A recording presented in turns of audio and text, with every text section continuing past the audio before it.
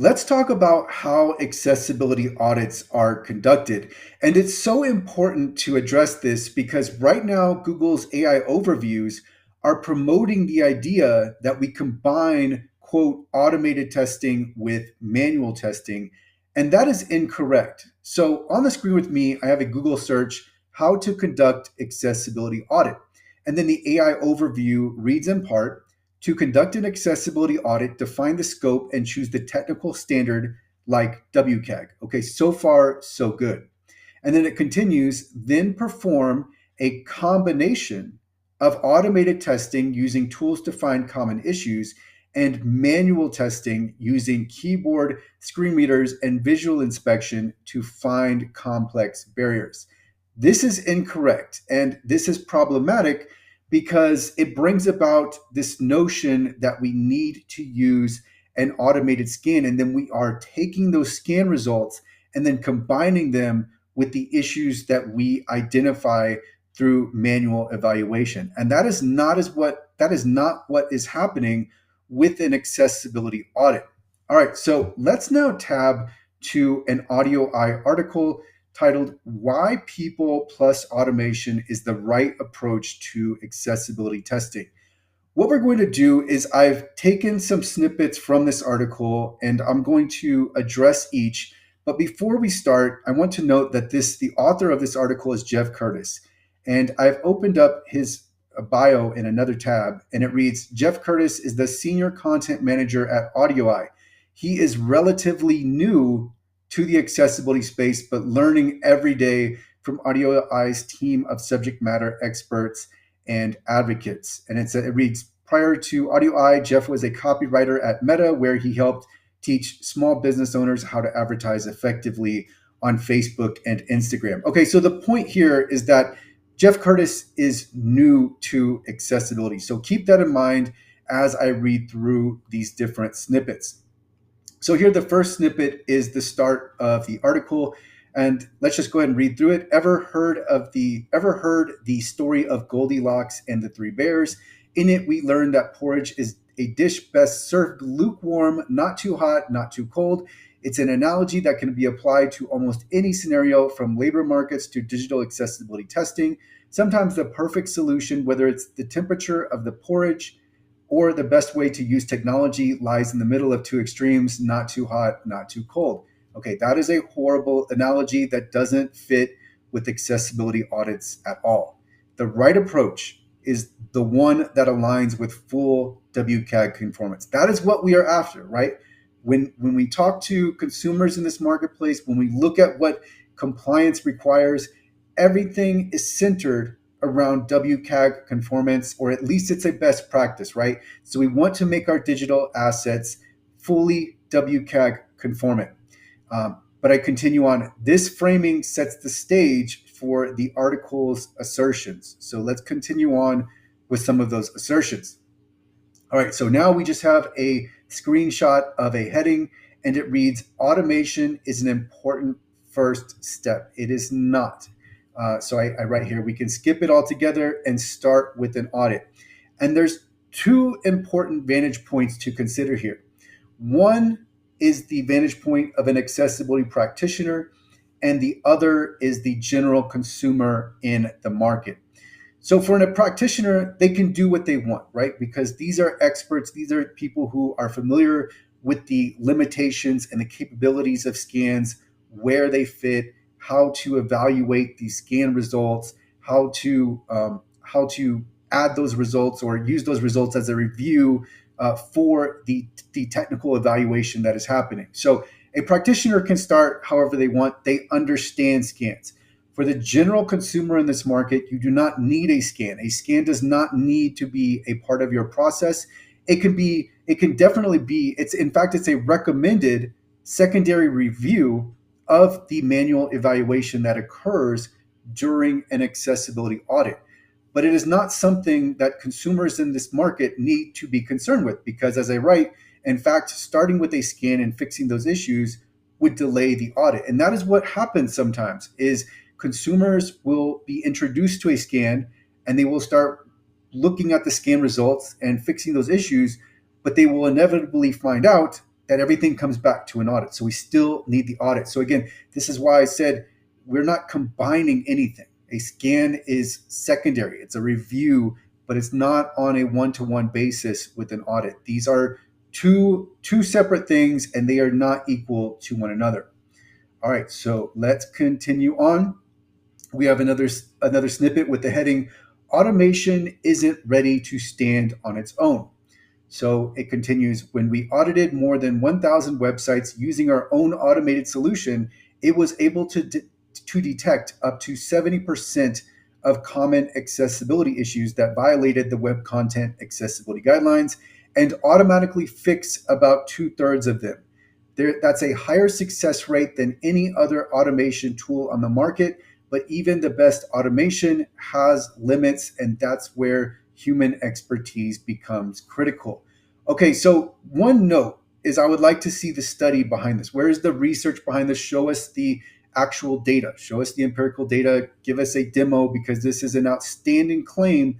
Show us the evidence of this. And that's what I have here, cite to the study. And I also write that there are 17 links in this article. Where's the link to the evidence of this? But we'll continue on. All right, so in this next snippet, it reads, automation doesn't account for the nuance of how content is presented, things like reading level, visual hierarchy, or whether the content is clear and understandable for users with cognitive disabilities. These are things that can't be scored or fixed by code alone, along with many, many others. And then it continues, this creates a real risk for businesses. Relying solely on automated tools gives a false sense of compliance. Your website, mobile app, or digital product might, quote unquote, pass a scan, but still have major accessibility issues that put users and your organization at risk. And then I write, now we are getting somewhere. I like this section. So automation is extremely limited and always requires manual review. We can only make our digital assets WCAG conformant with manual work, with an actual accessibility audit, which, by the way, audits are always manual. Implicit in the word audit is manual. I sometimes write manual audit only because some people are searching for manual audit, but audits are only manual. They are never automated. So we can only make our digital assets WCAG conformant with manual work. This means we must audit and remediate manually. All right, so let's continue on with the next snippet. We have the heading, is a manual audit enough for my website? All right, and then it's a question mark. That is a question that the author has included in this article on his own doing. And then we will see that he proceeds not to directly answer this question. So let's continue on. The article reads, we can probably all agree that there's no realistic way for people alone to make the internet accessible. Question not answered. And then it continues, at least without spending trillions of dollars. But that doesn't mean a manual audit won't be enough for your website, right? And then he writes your in italics. And then it continues, not if you want your site to be accessible today, tomorrow, and into the future. I don't know what this means. I don't know why he just doesn't answer the question. Is a manual audit enough for my website? It absolutely is. Let's continue on. Even for individual websites, manual audits are often time-consuming, static, and expensive to serve as a complete long-term solution. There are no long-term solutions anywhere. Think of it this way. How many times have you updated your website in the past year? Every time you launch a new product page, publish a blog post, or tweak your navigation, you risk unintentionally introducing new accessibility issues. This has always been the case, and this is why training is so important. The article continues, that's where manual testing methods fall short. They provide a valuable snapshot in time, but they're not an ongoing accessibility solution. Nothing is. But notice how we didn't get a direct answer, and that is because the answer is yes. Is it enough? Yes, an audit is enough, and an audit is exactly what we need. So I write here, my response is that a no? I can't tell because the author doesn't directly answer his own question. The answer is yes. An audit, all audits are manual, is enough. as far as updates, that's why training is so important. All right, let's continue on with the next snippet. Oh, and before that, I write also, there is no ongoing quote unquote solution. And then we have the next snippet. That said, manual audits are a critical part of the accessibility process. They bring in real expertise from accessibility experts or users with disabilities, which is essential for identifying complex, nuanced issues that automation can't catch, which we discussed above. They're also especially valuable when, and it leaves off with a colon, but then I write, much better, this is close. And he says critical initially, but he gets around to essential eventually. But there's no qualification. Audits are essential. We need to have an audit. And one other note I have here is that he conflated audits with user testing. That's very common. I wouldn't, a lot of people do this. It's very common, but audits and user testing are two separate things. They're related, but they're different. All right, next snippet.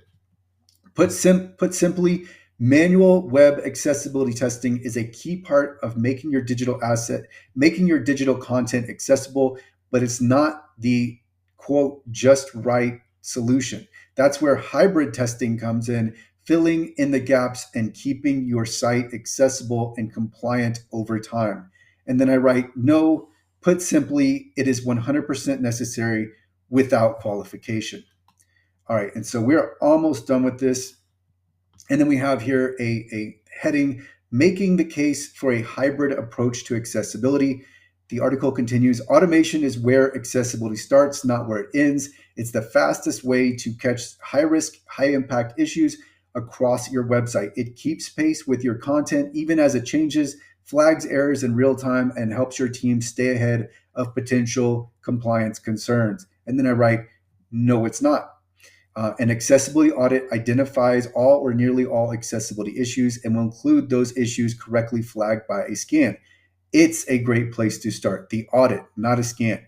If an organization wants to start with a scan, they certainly can, but for WCAG conformance, they will inevitably need an audit.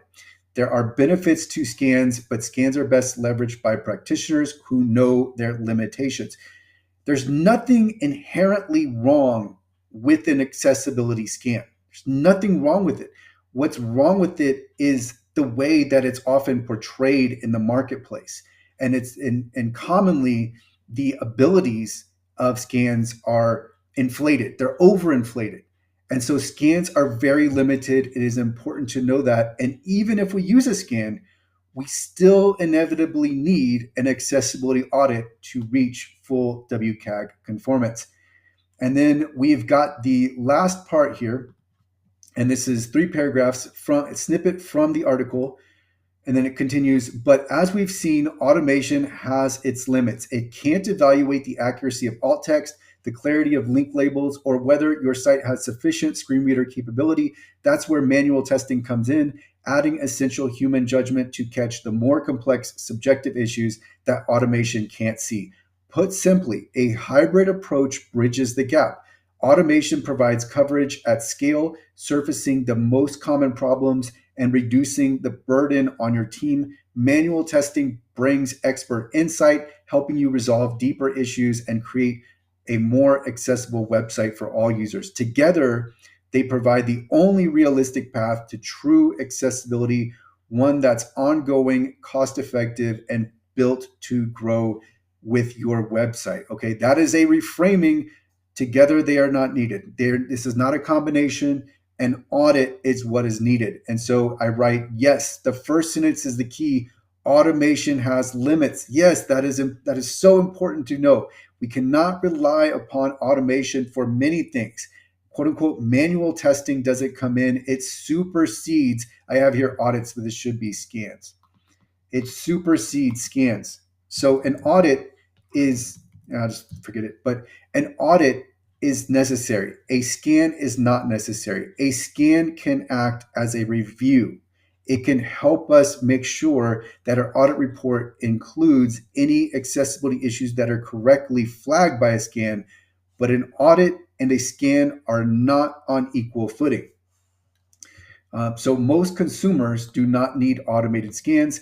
And here's the process I have. One, we audit. Two, we remediate. Three, we have validation where we ensure that the fixes have been made correctly. And then four, optionally, we can also add user testing to ensure not only just WCAG conformance, but that we have a really good user experience. And then five, training. Training is important so that we introduce less accessibility issues later on, and then we can repeat this process. So scans not needed unless desired, even if used. Even if a scan is used, you still need an audit because scans are not conclusive. And then below this, I have an audit, so a manual evaluation and a scan are not equal with one another. There's an implied false equivalency. Yes, especially when you read the AI overviews suggesting, promoting the idea that we combine them. We do not combine them. We do not take scan results and then copy and paste those into our audit report. That's not the way it works. So one is whole, total, and complete. The other acts as a review for some aspects. Yes. And when I mean, there's hyperbole when I say that we don't copy and paste scan results. So maybe some people wouldn't actually literally copy and paste them. They might fill them out. They might add more context to the scan results. But either way, regardless, we're still not doing that. We're still not taking scan results and relying upon them. And the reason we're not is because we can't. Scan results are extremely limited and they require a manual review. All right, so let's continue on with a blog post on accessible.org. And then here we have the analysis of the two-part audit combining manual testing and automated scanning. And so the reason I wrote the two-part audit is because that is also what shows up in some Google AI overviews, is that we have this idea of a two-part audit, again, giving us an implied false equivalency. Automated scan results and issues identified by a technical accessibility expert through manual evaluation are not equal to one another. These are two entirely separate things where one completely supersedes the others. So let's just read through a few different parts of this article. And then starting out just what I just said. There is no two-part audit where we combine manual testing and automated testing. And I put them in quotes because it's a manual evaluation. To me, testing is more associated with screen reader testing and keyboard testing. But with an audit, we have a full and comprehensive evaluation. And then with automation, it's really a scan. It's not actually a test. It's just a scan. But anyway, those two terms are common, understandably so. But the point here is that we have the audit, and then what is underneath the audit is a review layer. And we can use the scan as a partial review. Again, the scan is so limited that we are only going to be able to review certain aspects of accessibility, but it can certainly have value and be helpful to the accessibility expert who is auditing the digital asset. And then I write, if we were to combine an audit and a scan, then we would effectively be able to copy and paste the results for some issues and then only need to audit for the remaining issues. So that is the important takeaway from this. We can't do that. So we're not combining. The scan is really a secondary layer. Let's see. So I continue on with what is an accessibility audit? What role does a scan play? So as a best practice, it is recommended that an automated scan be used as a review of the evaluation. Now, practitioners are going to use scans however they wish, but it is so important that they're not relying upon the scan results because scans are not conclusive.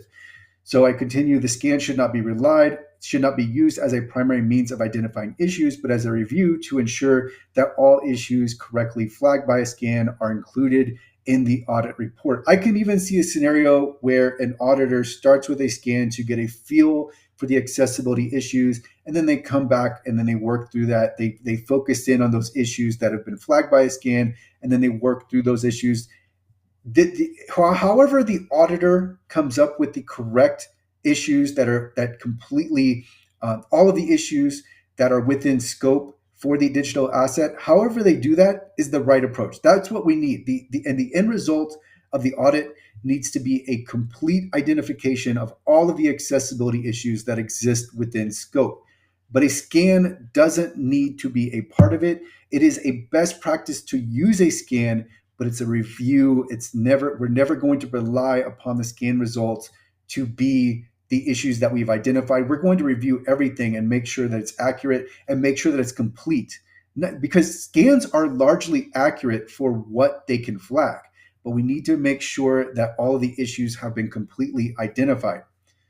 So I continue on why we can't combine automated scan results. And so here's an important section, because automated scans are extremely limited. All scan results must be manually reviewed. Scans can only reliably flag 13% of WCAG 2.2 AA success criteria. They can partially flag 45% of success criteria. So these partial flags are what give people a false impression that scans can do more than they can.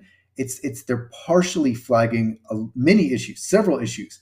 But then there's also the fact that they can't detect 42% of WCAG success criteria. So again, we're not combining anything. We're just using scans as a secondary layer. And so I will link to the blog post in the description. I'm not going to go through everything, but now I am going to go over a graphic. And on the right side of this graphic, we have two puzzle pieces that are fitting together. And this is meant to indicate that we are, the idea, the AI idea that Google's AI overviews is promoting, that we are combining automated testing and manual testing. In their words, we're not doing that. We're not combining an automated scan result with the issues that we have identified manually. What we are doing is what I have on this second part, the right side of this graphic, is that we are auditing and we have layers. So the audit is the initial layer, and this is the 100%. The auditor is going to evaluate for all WCAG success criteria. Underneath this initial layer, so I have one top, really a flat plane, that's like a square with rounded circles, and then below that, in parallel, we have this bottom layer that acts as a review. So the bottom layer is not necessary, but it is highly recommended because we want to use an automated scan as a review because it can be very helpful. Scans have value in helping us identify several accessibility issues. They are just so limited and so incomplete that we can't rely upon them, but we can use them in our audit process.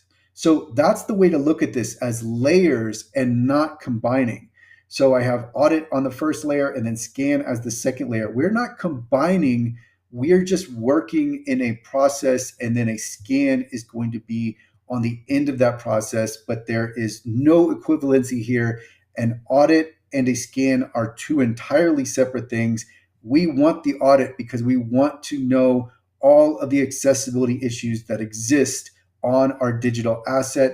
We don't need a scan. A scan is optional. A scan has value, but it's mostly to practitioners and not to the general consumer in this market who is interested in making their digital asset WCAG 2.1 AA conformant or WCAG 2.2 AA conformant.